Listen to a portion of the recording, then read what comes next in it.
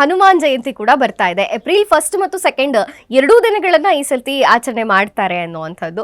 So ಮೊದಲನೇದಾಗಿ ಹನುಮಾನ್ ಜಯಂತಿಯ ಶುಭಾಶಯಗಳು. ಧನ್ಯವಾದ. ನಿಮಗೂ ಕೂಡ ಹನುಮಾನ್ ಜಯಂತಿಯ ಶುಭಾಶಯ. ಧನ್ಯವಾದ ಮ್ಯಾಮ್. ಇವತ್ತು ಹನುಮಾನ್ ಕಾರ್ಡ್ಸ್ ನ ತಂದಿದ್ದೀರಿ ಅಂತ ಹೇಳಿದ್ರಿ. ಸೊ ತುಂಬಾ ಸ್ಪೆಷಲ್ ಇದು, ಯಾಕೆಂದ್ರೆ ಬಹಳ ದಿನದಿಂದ ನಾವು ವೇಟ್ ಮಾಡ್ತಾ ಇದ್ವಿ ನಮ್ಮ ಸ್ಟುಡಿಯೋಲಿ ಒಂದು ಹನುಮಾನ್ ಮೆಸೇಜ್ ಗೈಡೆನ್ಸ್ ಏನ್ ಸಿಗತ್ತೆ ಅನ್ನುವಂಥದ್ದು. ಸೊ ಅದೊಂಥರ ಕೋ ಇನ್ಸಿಡೆಂಟ್ ಆಗಿ ಹನುಮಾನ್ ಜಯಂತಿಯ ಒಂದು ಪ್ರಯುಕ್ತವೇ ಇದಾಗ್ತಿರೋದ್ರಿಂದ ಈ ಮಂತ್ ಕೂಡ ಸೋ ಸ್ಪೆಷಲ್ ಅಂತ ಹೇಳ್ಬೋದು.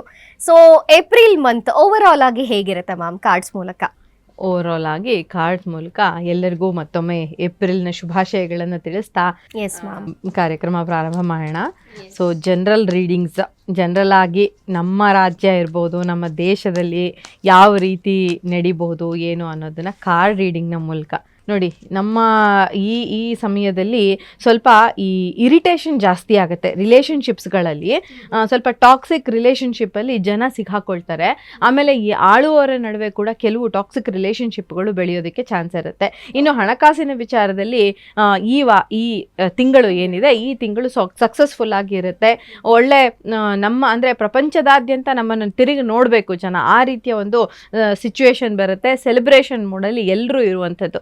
ಇನ್ನು ಮೊನ್ನೆ ತಾನೇ ಯುಗಾದಿ ಮುಗಿಸಿದೀವಿ. ಯುಗಾದಿ ನಂತರನೂ ಇನ್ನೂ ಸೆಲೆಬ್ರೇಷನ್ ಮೂಡಲ್ಲೇ ಇದೆ. ಪ್ರಪಂಚನೇ ಸೆಲೆಬ್ರೇಟ್ ಮಾಡ್ತಾ ಇದೆ ಯುಗಾದಿಯನ್ನ. ಹೊಸ ಹೂವು ಹಣ್ಣು ಎಲ್ಲ ಬಿಟ್ಟು ನಮ್ಮ ಪ್ರಕೃತಿ ವಸಂತ ಕಾಲನ ಸೆಲೆಬ್ರೇಟ್ ಮಾಡ್ತಿದೆ. ಹಾಗೆ ಏಪ್ರಿಲ್ ಮಂತ್ ಕೂಡ ಇನ್ನೂ ಸೆಲೆಬ್ರೇಷನ್ ಮೂಡಲ್ಲೇ ಕಳೆಯುವಂಥದ್ದು. ಹಾಗೇನೆ ಹೆಲ್ತ್ ಕೂಡ ಈ ಸಮಯದಲ್ಲಿ ಜನರಲ್ ಆಗಿ ಎಲ್ಲರಿಗೂ ಪಾಸಿಟಿವ್ ಆಗಿ ಇರೋದಕ್ಕೆ ಅವಕಾಶ ಇರುತ್ತೆ. ಇನ್ನು ಲವ್ ರೀಡಿಂಗ್ ಅಂತ ಬರೋದಾದ್ರೆ ರಿಲೇಶನ್ಶಿಪ್ ಅಲ್ಲಿ ಇರೋರಿಗೆ ಅಥವಾ ಕುಟುಂಬಸ್ಥರಿಗೆ ಮದುವೆ ಅನ್ನೋ ಸಂಬಂಧದಲ್ಲಿ ಯಾವ ರೀತಿಯಾಗಿ ಓವರ್ ಆಲ್ ಆಗಿ ಏಪ್ರಿಲ್ ಅಲ್ಲಿ ರಿಲೇಶನ್ಶಿಪ್ ಹೇಗಿರುತ್ತೆ? ಈ ಸಮಯದಲ್ಲಿ ಜನರಲ್ ರೀಡಿಂಗ್ಸು, ಜನರಲ್ ಆಗಿ ರಾಶಿಗಳನ್ನು ಮತ್ತೆ ತಗೊಳ್ಳೋಣ ನಾವು. ಜನರಲ್ ರೀಡಿಂಗ್ಸ್ ಅಂತ ತಗೊಂಡಾಗ ನಮ್ಮ ಸಮುದಾಯದಲ್ಲಿ ಯಾರಿದ್ದಾರೆ, ಯಾರೆಲ್ಲ ಈ ವಿಡಿಯೋ ನೋಡ್ತಾ ಇದ್ದಾರೆ ಅವರಿಗೆ ರಿಲೇಷನ್ಶಿಪ್ ವಿಚಾರಗಳ ಬಗ್ಗೆ ಬಂದಾಗ ರಿಲೇಷನ್ಶಿಪ್ಗಳಲ್ಲಿ ಒಂದು ಜಸ್ಟಿಸ್ ದೊರೆಯುವಂಥದ್ದು, ನೀವು ಆಗುವಂಥ ಎಫರ್ಟ್ ಏನಿದೆ ಅದಕ್ಕೆ ಸರಿಯಾದ ಒಂದು ರಿಯಾಕ್ಷನ್ ಆ ಕಡೆಯಿಂದ ಬರುವಂಥದ್ದು, ಅದಕ್ಕೆ ಸರಿಯಾದ ಒಂದು ಪ್ರತಿಫಲ ದೊರೆಯುವಂಥದ್ದು. ಹಾಗೆಯೇ ನಿಮ್ಮ ರಿಲೇಷನ್ಶಿಪ್ಗಳಲ್ಲಿ ನೀವು ಈ ಸರಿ ಏನು ಮಾಡಬೇಕು ಅಂದರೆ ಸ್ಟ್ರಿಕ್ಟ್ ಆಗಿರುವಂಥ ಡಿಸಿಷನ್ಸ್ನ ಕೆಲವು ತಗೊಳ್ಬೇಕಾಗತ್ತೆ.